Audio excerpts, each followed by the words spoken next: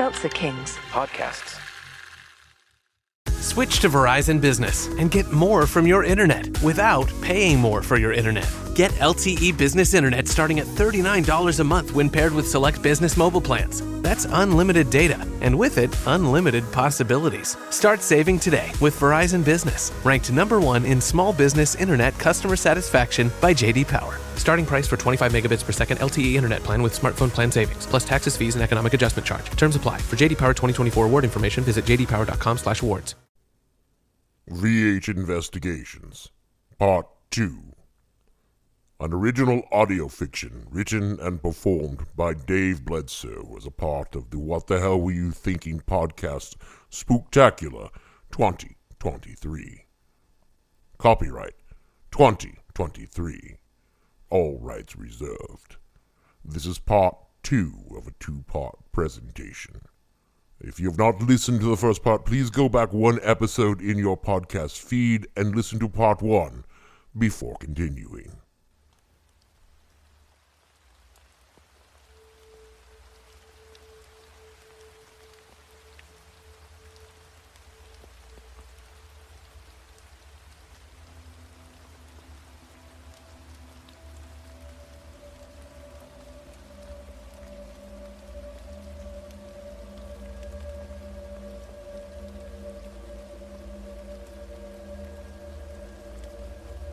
Weehawken, New Jersey, 1993. An off-the-book bar called Finnegan's Wake. The bar is a smoke-filled dive, but in a bad way. 2 men are speaking at the bar when they are joined by an unexpected guest. The guest is not a man, nor is it alive, and it comes with information.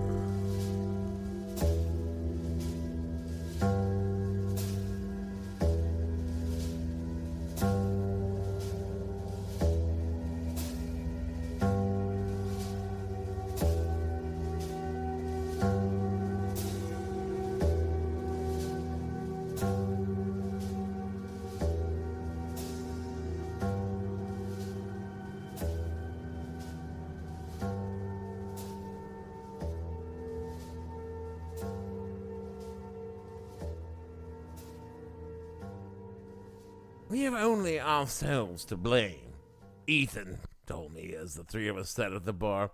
After the Black Plague, we got sloppy. I mean, it wasn't our fault. So many humans died during it, but it got harder to keep a steady food supply as the population thinned out. We'd always been too concentrated in Europe anyway. Something about the weather, I think. I was now pretty drunk. I mean, meeting a real vampire will do that to you, so I probably wasn't as diplomatic as I should have been when I said something along the lines of, that's probably because that's where all those gothic castles are there, right, Drac?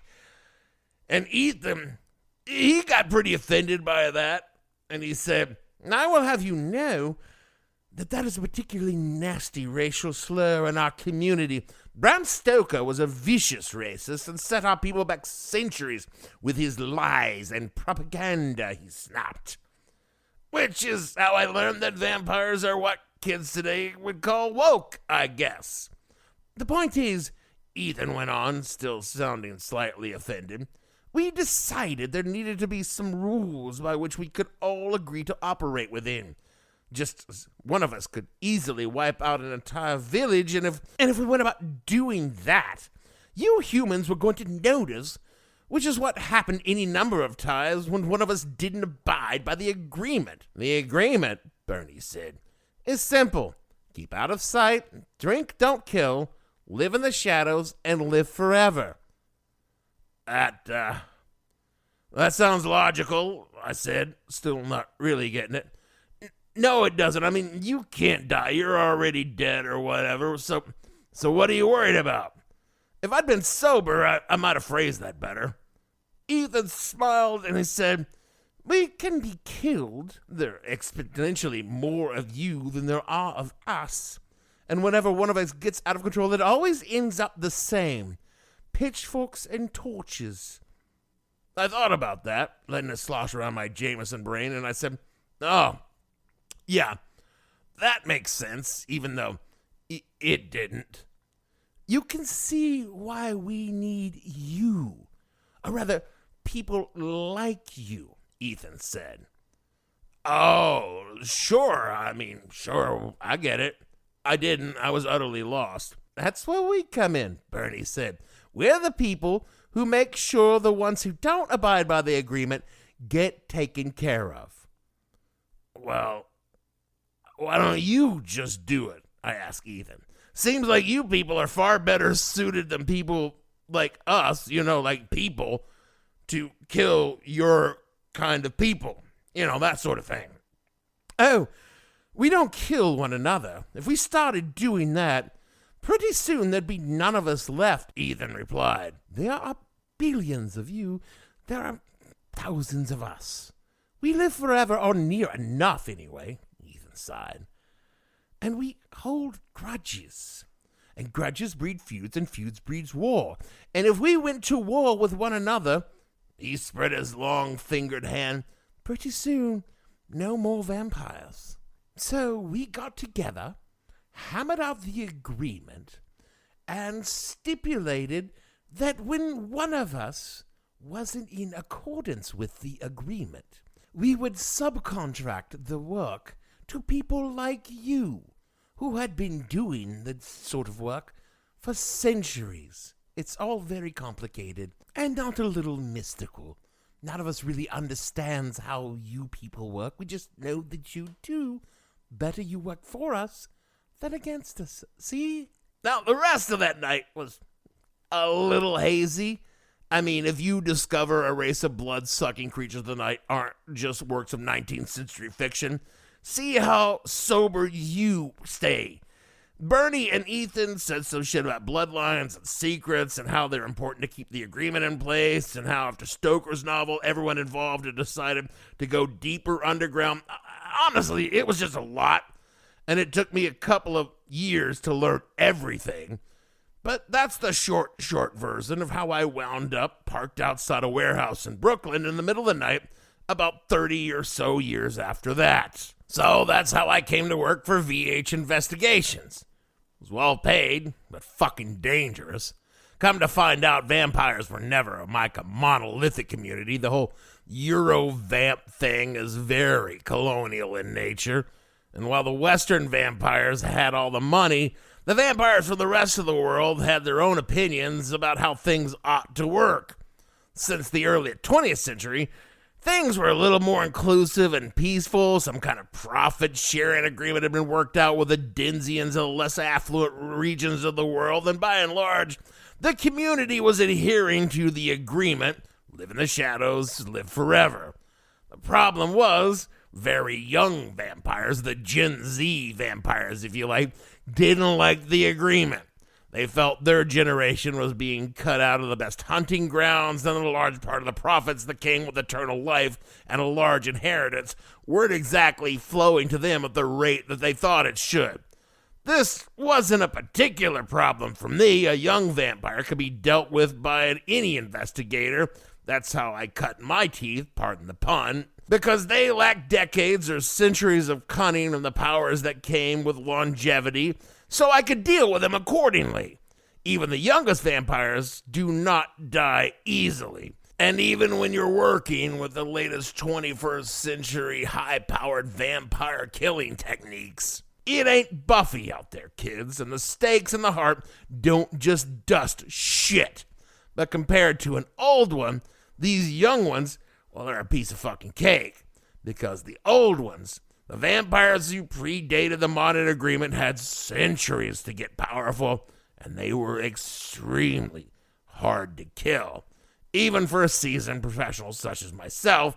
And the Russians were the fucking worst. All the Western European vampires, even the Romanian ones, still had to deal with the Catholic Church and some well-established governments, even in the small, defined areas that made up most vampire hunting grounds. So they couldn't just go kill willy-nilly without attracting some kind of attention. But the Russian vampires, with that huge-ass Eurasian landmass and a central government that never really penetrated in deep into the interior for most of Russian history. They could just run fucking wild through a population. They were bad news, and they were hard to kill. When the sun just started to peek up above the horizon, I finally got out of the Vic.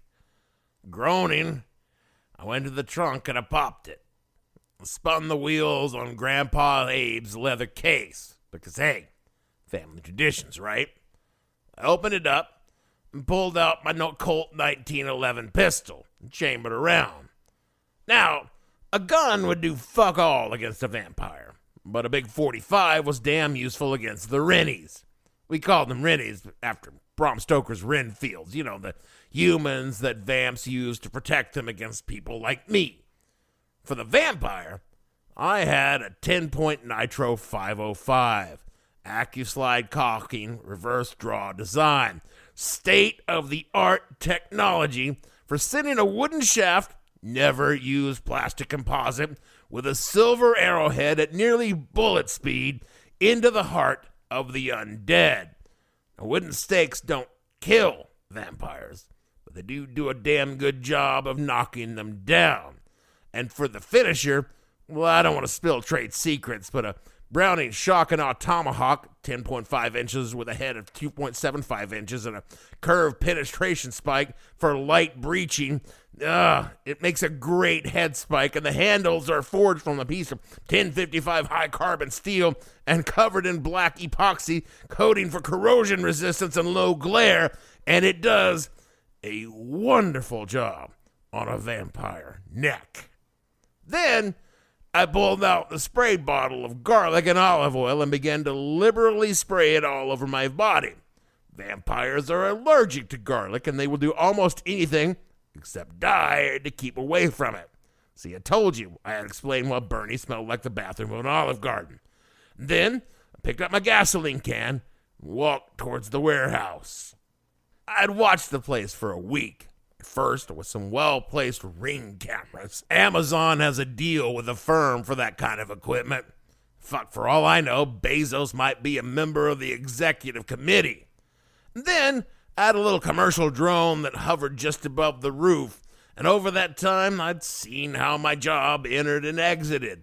He went out the vent at the top of the building, going out at sundown, he'd feed on some hapless homeless person, the kind of person that no one ever miss or even know we're missing, and then he'd slip back in just before sunrise, which he just had a few minutes ago. I chose a Sunday morning because that's when it was most likely to have empty streets. Even in this part of Brooklyn, New York City is filled with fucking people. The side door I chose was locked with a chain and a padlock. A cheap one, at that. You know, sometimes the Rennies of these old ones chose with the dumbest fucking people they could find. Shoddy work on their part makes for easy work on mine, comparatively speaking. I shoved a locksmith's tool into the padlock, and I had it open in about 5 seconds, and I slipped inside with no one the wiser. You know, a simple motion sensing alarm costs like $10, people. Or unpeople, whatever the fuck you call yourselves. Either the door closed behind me, I waited for my eyes to adjust to the darkness. Now, I had tried using night vision goggles just one fucking time, but come to find out, vampires do not show up on night vision equipment. That was a bad fucking experience. Something about the optics being related to refractions or mirrors or some shit. I don't fucking know. I just know that I damn near bought it that time. These are the kind of things VH Investigations exist to provide our contractors. My eyes adjusted to the very dim light. I could go into how one of the reasons my family was so well suited to this line of work, because we can see preternaturally well in the dark. Pretty fucking useful if you're killing vampires, but we probably don't have time for that here at the climax of the story. And as my eyes adjusted, I could see the Connex shipping container in the middle of an otherwise empty warehouse. In the darkness, my very good eyes could read the Cyrillic letters stenciled on the side that said R.S. Putin and Sons. Hardy fucking har, I muttered under my breath. I see you get the joke. The voice came out of nowhere. Fuck me and my big fucking mouth. Well, he looked like a he, but as I said, that's what it wanted to look like right now. Walked outside the doors of the Connex. He was wearing a bathrobe and fucking slippers, like he was about to tuck in for the night at a Marriott instead of a dirty-ass warehouse in Brooklyn. You're from VHI, yes? He didn't have an exactly Russian accent, but again, everything is an illusion with them, so he could have been speaking 17th century Russian for all I knew. It's all head games bullshit. Them's the one that pays me, I said, sliding my hand down at the 10-point. I was staring at the ground, trying to catch motion out of the corner of my eyes, and instead of looking at him, that would have left me in a pretty shitty place if he could hold my eyes with his. Please, Peter, there is no need for that. We are just talking here. No, really we aren't, I said, stepping and darting glances around, feverishly trying to glimpse the form without lingering too long in any one place. But we could be. We could just talk. You have a few minutes before I need to close the doors on my little metal coffin? He sounded amused when he said it. I'm pretty sure, I said, bringing my crossbow up, that would be a really bad idea. What if I told you everything you thought you knew is wrong? What if I told you that the people you work for were sucking more than blood from humanity? What if I told you you have nothing to lose but your chains if you just listen for a moment? I would have rolled my eyes, but that would have meant looking away from his feet, and if you can't see their eyes, you can only see where they're going by watching their feet. And I said, you know what? Spare me the Das Kapital. I read it, all right? I'm not talking about the money. I'm talking about who holds your leash.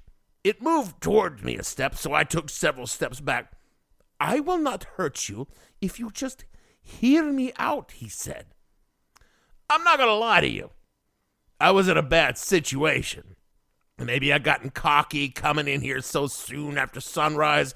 Maybe I was getting sloppy in my old age, or maybe this one had just been watching me and reading me for a long time. That was possible.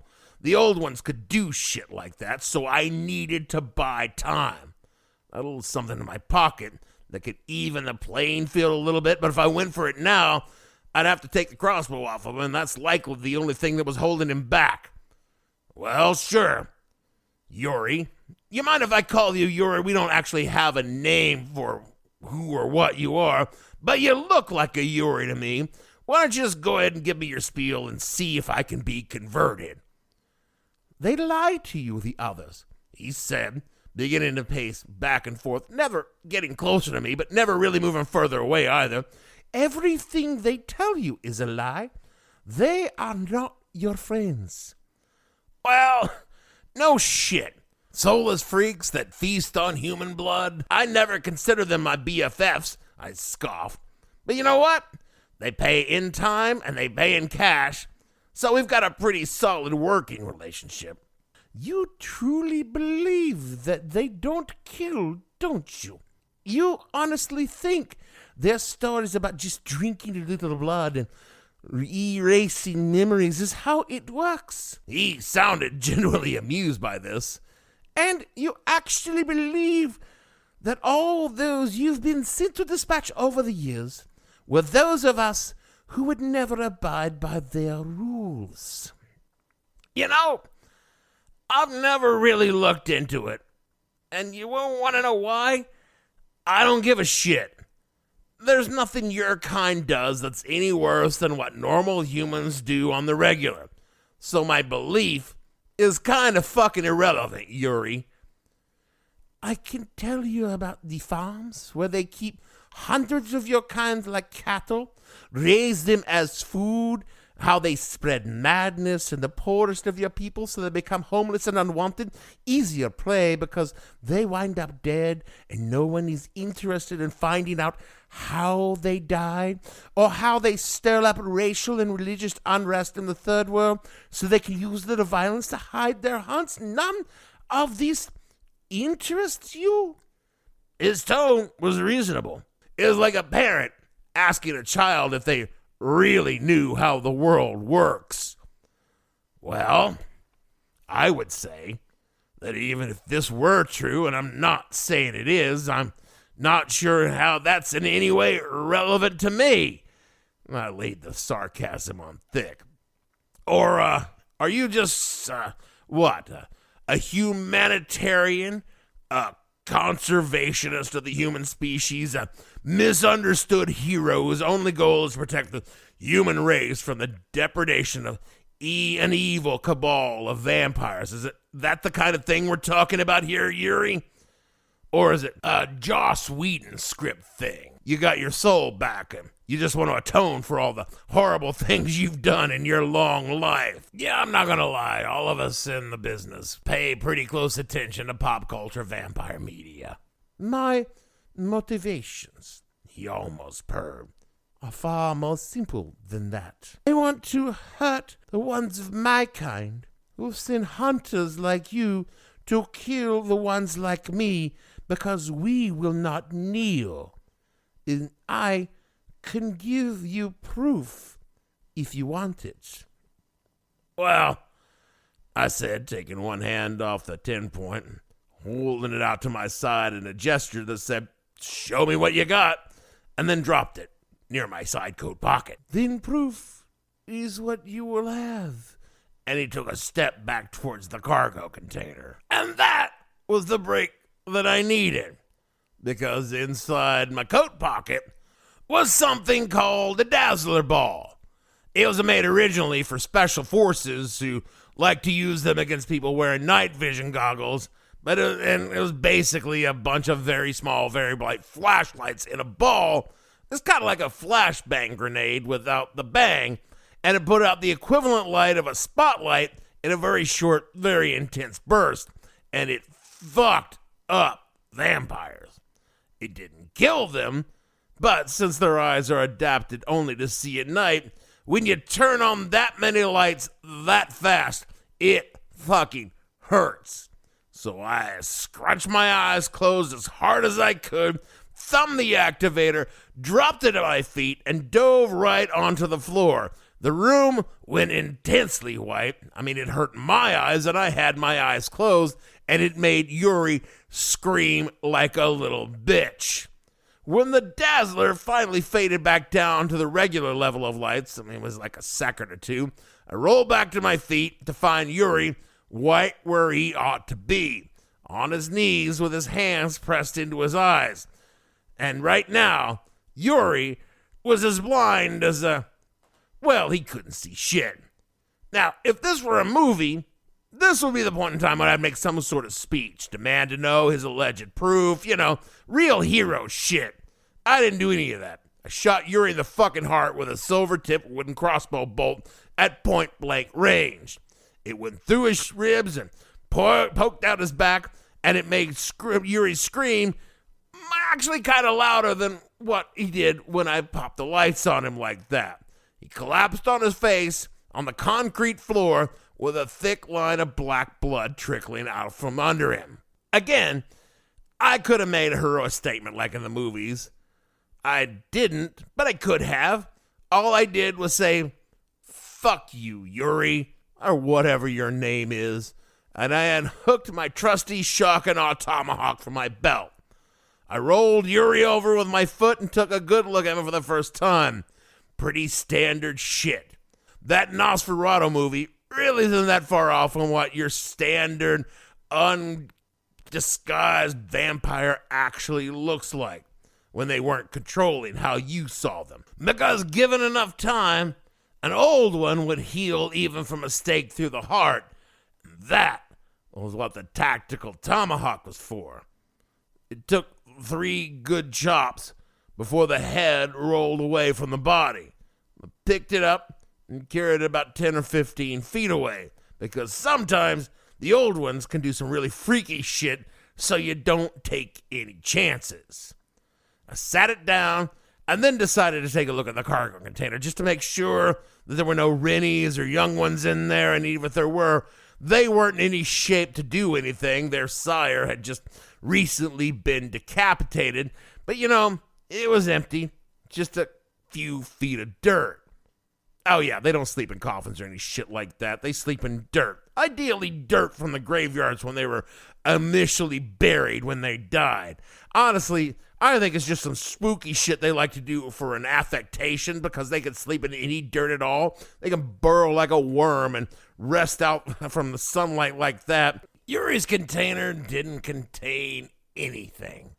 No proof. No nothing. I don't know what he was going on about or what he wanted to show me. It was probably just a diversion to keep me off balance. Either way, I don't give a shit. I soaked down Yuri's body and head with gasoline, dropped a match on them, and that's the way you make sure they stay dead. Vampires burn real good when their heads are off.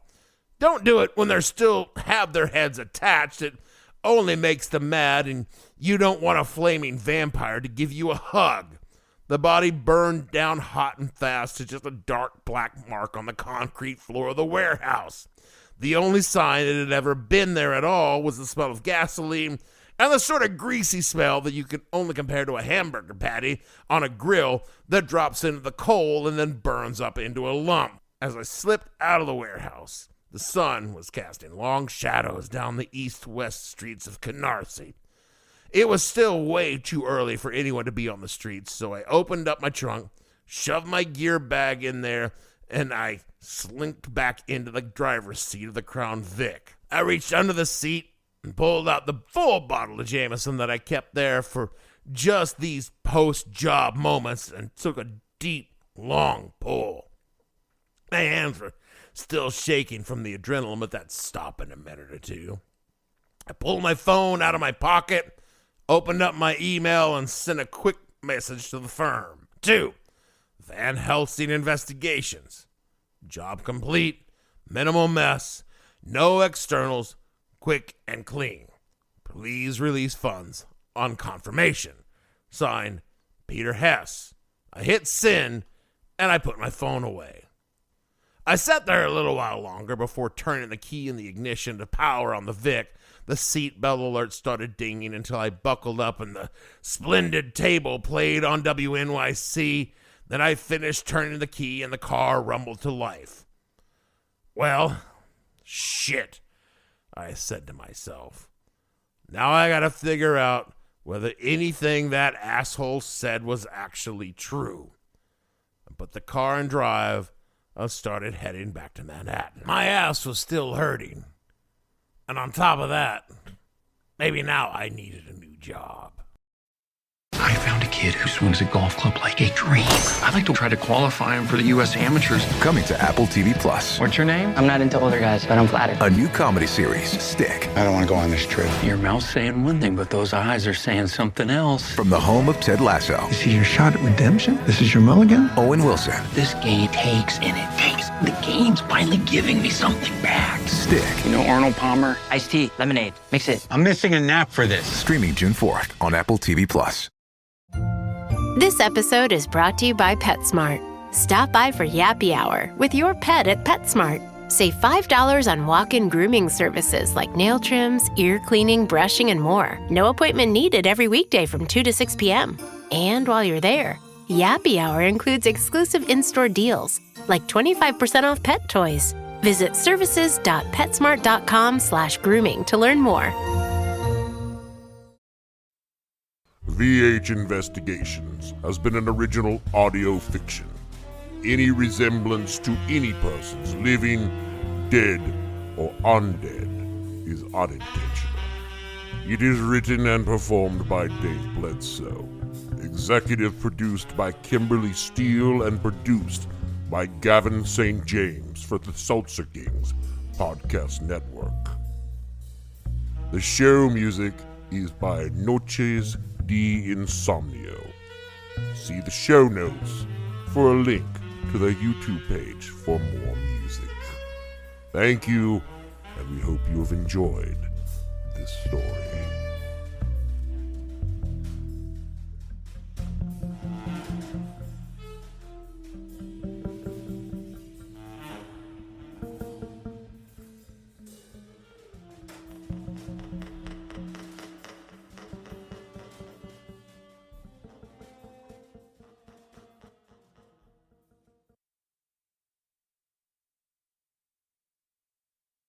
Seltzer Kings. Podcasts.